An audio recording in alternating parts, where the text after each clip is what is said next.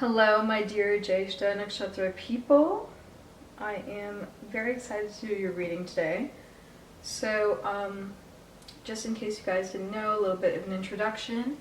My name is Laadli. I do Vedic tarot readings where I focus on the energy of the 27 nakshatras. Nakshatras are basically concentrated forms of energy in between the 13 main constellations, so sub-energies, I think sub-constellations.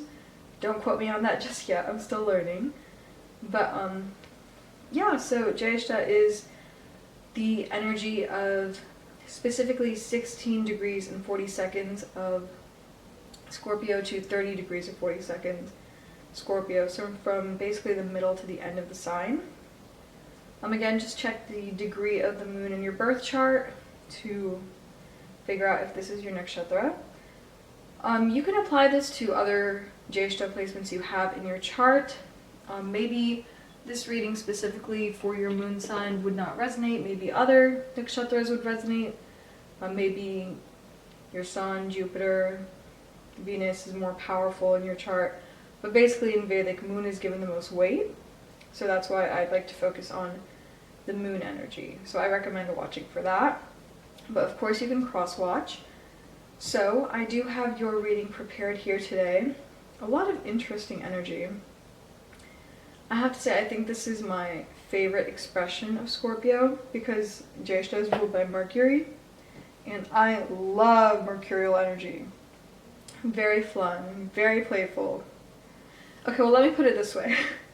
I love mercurial energy in the form of Gemini, and I love that, and I feel like Jyeshtha kind of has like that. What Mercury allows Gemini, it kind of gives that same feeling to Jyeshtha, so it's a very, I love this energy. I love you guys. So what I have here is, the first card is the 10 of, what is it? Swords in reverse. Okay, the 10 of Swords, I think it's a very clear image. Betrayal, loss, hurt, separation, all of that is thematic with the card. But it is in reverse. So I feel like the worst of it is over. I feel like if you were hurt or betrayed, it's basically come to an end. The first three cards, the top reading, usually indicates to me energy in the past. And the first card is thematic for what follows. So it just kind of lets me know where you're coming from. So I feel like you're coming from a place of hurt and you're really trying to heal. Now I almost feel like this is about money, because I have the King of Pentacles. Look at him, all decked out with his jewels, his expensive fabrics, his harvest. He's a very rich man, he's a happy man, surrounded by wealth. And then following that is the Hierophant. Now Hierophant is Taurus energy, the High Priestess and then the Hierophant. So basically, it's a masculine version, a priest, somebody who knows what they're doing, somebody who manifests. And because it is Taurus energy, this feels very material, more so than spiritual. So I don't know if you have a business, or if there was a project you were doing, but maybe somebody stabbed you in the back. I'm sorry, I don't want to make it sound so harsh, but maybe there was a misunderstanding, right? Maybe you weren't seeing clearly eye to eye. And it could be the King of Pentacles versus the Hierophant. You both want the same thing, but the approach is different. The way you see things is different. Taurus is about, wealth and worth, but that's physically as well as metaphysically. So you have the King of Pentacles here, he has all the physical wealth there. And the Hierophant has all the spiritual wealth there. So maybe your vision was not aligning with somebody else's, or maybe all of this is you. That you can't figure out, what do I want to pursue here? Do I want to start this business, pursue this hobby, pursue this lane, but do I want to make money out of it, or do I want to do it for the love of doing it? That's also, a very difficult question. To answer, it takes a lot of introspection, so I can understand that struggle. If you did have a breakup with a business partner, a life partner, a friend, over even differences in values, could be it. just know that you're powerful, because if it isn't the King of Pentacles versus the Hierophant, if it's just that energy within you that's been combating, there's a way to have balance. You can have both, you know, material wealth and spiritual wealth to an extent. I think you can be secure, you know, and also pursue your spirituality. But I do think one does come at the cost of the other in a lot of cases. So it's, again, it's all about balance and stability and moving forward. And just generally, you know, with Taurus being the bull, it's all about, you know, keep moving. So the fact that you're coming off this hurt, to me, like, all this just general, you know, worth energy kind of feels like, you know, move along, keep going, like, slow and steady wins the race, right? And then the next thing we have here is the Knight of Wands in a reverse. Knight of Wands, love this guy. He's literally on fire, you know what I mean? He is chasing after his dreams and goals. He's, you know, faster than light, air, wind. Just burning up in the atmosphere. But he is in reverse. So what I'm hearing is not to go too fast, right?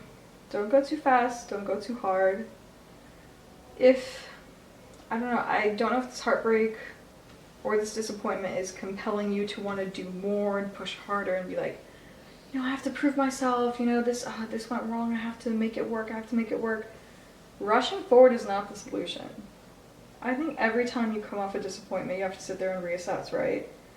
Not to say like the end of a year or the beginning of a year, you know, those things aren't necessarily disappointments, but these are like cycles. So every time you go through something, every time something comes to an end, you have to reassess. You know, and I'm feeling this is cyclical. I'm feeling like this is something you need to sort out, because we have the Wheel of Fortune here. Jupiterian energy, love Jupiter. That's my guy. It's all about luck here. But the thing about the Wheel of Fortune is, because there's a giant circle on it, I'm sorry there, I really think it's about karma. Good karma. Like, the world is just, I think, regular karma. I'm talking about, what is it? Major Arcana, but the Wheel of Fortune to me is just like specifically like good karma, like good cycles, like new beginnings sometimes. So don't rush into that new beginning, you know what I mean? Like, let things progress naturally. You don't have to force anything. Especially with like all that earth energy there. And then also, you know, sword energy. It's all about just thinking things through, taking your time. And both of the wand cards we have here are in reverse.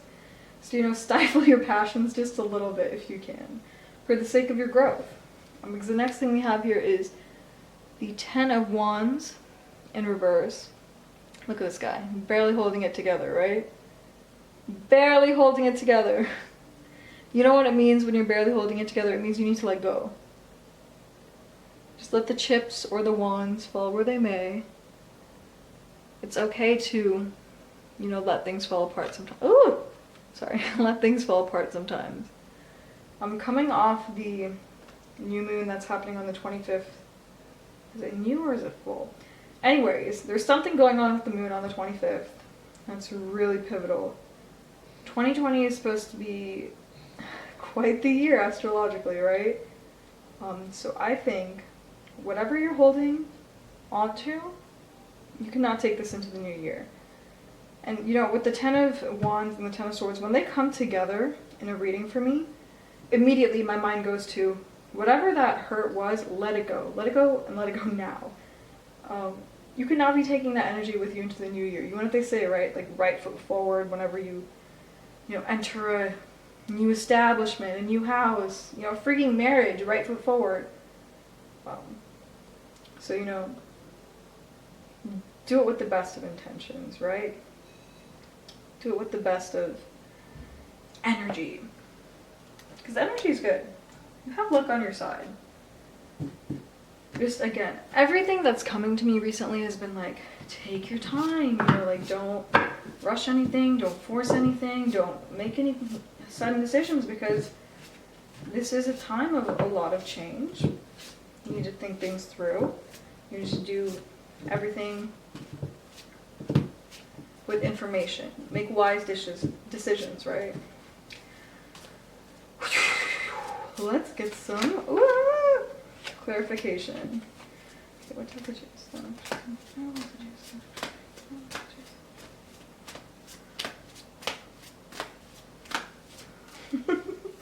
Don't you love it? Oh!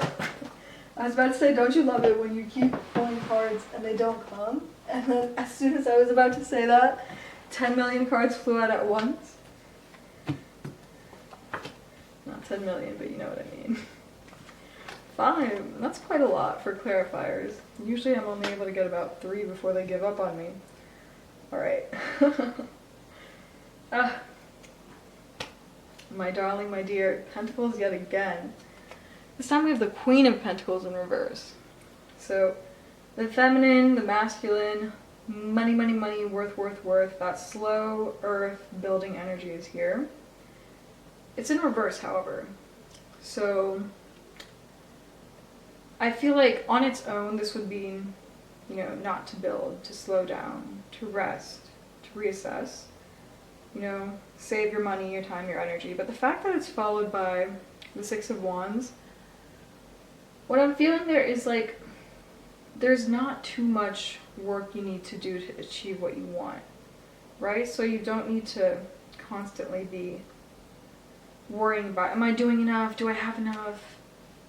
Because if you're doubting that you're not enough to do what you need to do, I think you're wrong. If you're doubting you don't have the resources to accomplish what you want to, I think you would be wrong. But also just keep in mind, we have the 10 of what is it? 10 of Cups out here. 10 of Cups is, you know, about harmony in your personal and public life, kind of both together. The 10th house in astrology is all about, you know, public perception, career. This is in reverse, so I would just be careful, right?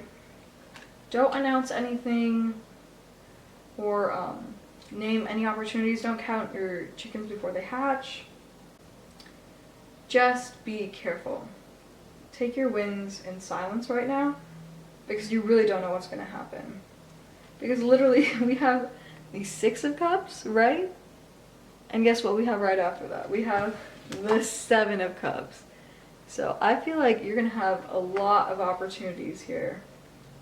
It's all cups, cups, cups. Cups is opportunities. Literally, look at the 7 of Cups. Look at how many options you have. That's so many freaking options. And the 6 of Cups in itself is about, you know, childhood, nostalgia, dreams, a little bit of magic there. I think this could be a dream job. I think you could be headed towards something really great. This project you were working on, I think you could have several offers to make it work. Maybe, you know, partners coming in saying, hey, I like what you're doing.